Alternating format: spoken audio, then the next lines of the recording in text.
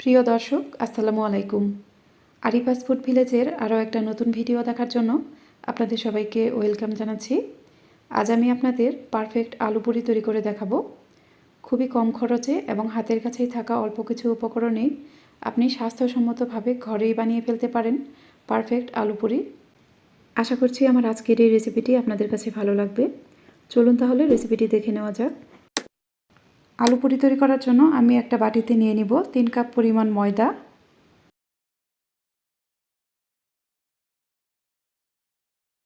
এরপর আমি এখানে দিয়ে দিব স্বাদ অনুযায়ী লবণ। এরপর আমি লবণটা ময়দার সাথে খুব ভালোভাবে মিশিয়ে নেব। ভালোভাবে মিশিয়ে নেওয়ার পর আমি এখানে দিয়ে দিব 3 টেবিল চামচ পরিমাণ সয়াবিন তেল। এখানে প্রতি কাপ ময়দার জন্য 1 টেবিল চামচ পরিমাণ করে তেল দিতে হবে। আমি তেলের সাথে ময়দাটা খুব ভালোভাবে মিশিয়ে নেব। তেলের সাথে ময়দাটা ভালোভাবে মিশিয়ে নেওয়ার পর কিছুটা ময়দা হাতে নিয়ে এরকম দলা পাকিয়ে দেখব। যদি দেখেন এরকম দলা পাকিয়ে গেছে তাহলে বুঝবেন এটা পারফেক্টভাবে হয়ে গেছে। এবার আমি এখানে অল্প অল্প করে নর্মাল ঠান্ডা পানি দিয়ে একটা ডো তৈরি করব। অবশ্যই অল্প অল্প করে পানি দিতে হবে এবং হাত দিয়ে মেখে নিতে হবে। একবারে বেশি পানি দেওয়া যাবে না। আমি অল্প অল্প করে পানি দিয়ে একটা ডো বানিয়ে নিব। এই ডোটা খুব বেশি নরম হবে না, এই ডোটা একটু শক্ত হবে। ডোটা তৈরি করে নেওয়ার পর আমি এর উপরে কিছুটা তেল দিয়ে দিব এবং তেলটা এর উপরে খুব ভালোভাবে লাগিয়ে নিব। এই ডোটা তৈরি করতে আমি এখানে 1 কাপ ও আধা কাপ পরিমাণ পানি নিয়েছি।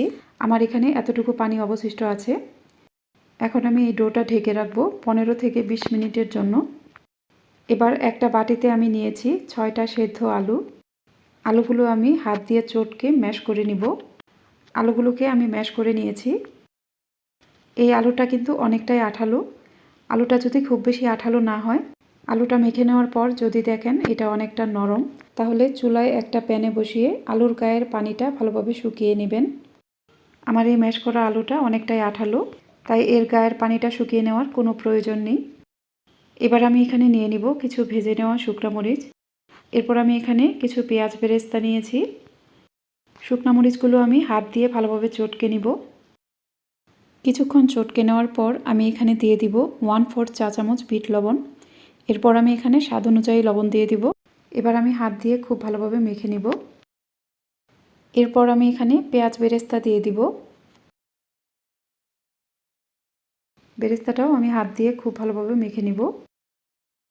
এরপর আমি এখানে কিছুটা সরিষার তেল দিয়ে দিব।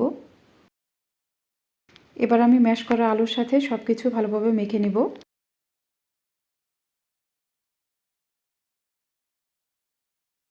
এরপর আমি এই ডোটা হাত দিয়ে খুব ভালোভাবে মথে নিব। মথে নেওয়ার পর আমি এই ডোটাকে ছোট ছোট সমান ভাগে ভাগ করে নিব।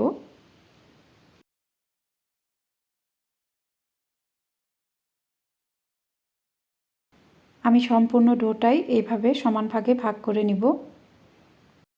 সম্পূর্ণ ডো সমান ভাগে ভাগ করে নেওয়ার পর আমি বাটিটা এক সাইডে রেখে দিব। এরপর একটা বোর্ডে আমি কিছুটা তেল মেখে নিব। এবার এক ভাগ ডো হাতে নিয়ে ডোটাকে আমি এভাবে রাউন্ড শেপ দিয়ে নিব।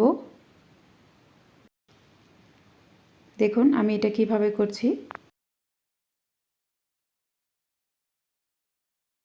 এরপর এখানে আমি কিছুটা আলুর পুর দিয়ে দিব। এখানে আলুর পুরটা খুব বেশিও দেওয়া যাবে না, আবার একদম কমও দেওয়া যাবে না। প্রথমেই আমি আলুর এই পুরটাকে হাত দিয়ে ভালোভাবে সমান করে নিব। এরপর এই ডোটাকে চারপাশ থেকে টেনে তারপর এর মুখটা ভালোভাবে সিল করে দিতে হবে। আপনাদের দেখেই বুঝে নিতে হবে আমি এটা কিভাবে করছি। এর মুখটা অবশ্যই খুব ভালোভাবে সিল করে দিতে হবে।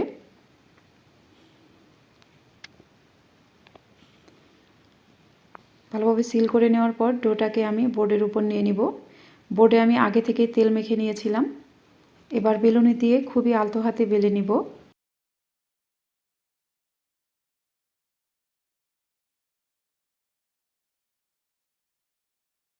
এই আলু পুরিটা কিন্তু খুব বেশি পাতলা হবে না। আলু পুরি সাধারণত একটু মোটাই হয়। আমি আপনাদের হাতে নিয়ে দেখিয়ে দিচ্ছি। দেখুন এর পুরুত্বটা এরকম হবে। এটা কিন্তু একটু মোটাই হবে। সাধারণত ডাল পুরিটা একটু পাতলা হয় আর আলু পুরিটা একটু মোটা হয়। এবার আমি এই পুরিটা তেলে ভেজে নেব। আমি একটা একটা করে পুরি বানাবো এবং তেলে ভেজে নিব। কয়েকটা পুরি একসাথে বেলতে যাবেন না, তাহলে এর ভেতরের পুরটা বের হয়ে যেতে পারে।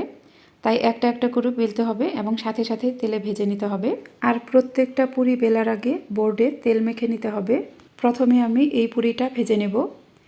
প্যানে পর্যাপ্ত পরিমাণ তেল গরম করে নিয়েছি। তেলটা অবশ্যই খুব ভালোভাবে গরম করে নিতে হবে।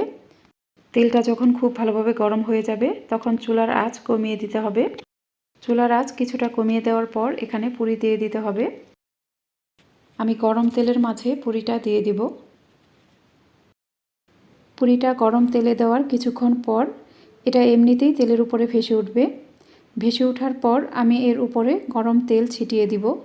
অবশ্যই এর উপরে গরম তেল ছিটিয়ে দিতে হবে, তাহলে পুরিটা খুব সুন্দরভাবে ফুলে উঠবে এবং এর উপরে দোকানের তৈরি পুরির মতো বাবলস তৈরি হবে। পুরিটা ভালোভাবে ফুলে ওঠার পর আমি এটা উল্টে দেব। এখন আমি এই পুরিটা উল্টে পাল্টে নিজের মনের মতো কালার করে ভেজে নেব। এই পুরিটা ভাজা হয়ে গেছে, এখন আমি এটা উঠিয়ে নেব।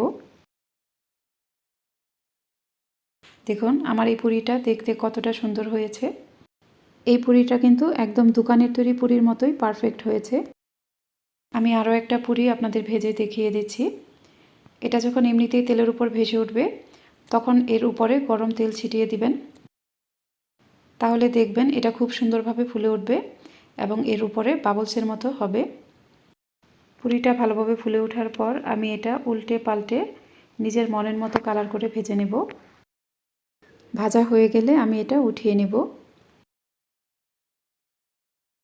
দেখুন আমার এই পুরিটাও কতটা পারফেক্ট হয়েছে। এভাবে আমি সবগুলো পুরি ভেজে নেব। আমি সবগুলো পুরি ভেজে নিয়েছি। দেখুন আমার পুরিগুলো দেখতে কতটা পারফেক্ট হয়েছে। এগুলো কিন্তু একদম দোকানের তৈরি পুরির মতোই হয়েছে। একটা পুরি নিয়ে আমি এর ভেতরটা আপনাদের দেখিয়ে দিচ্ছি।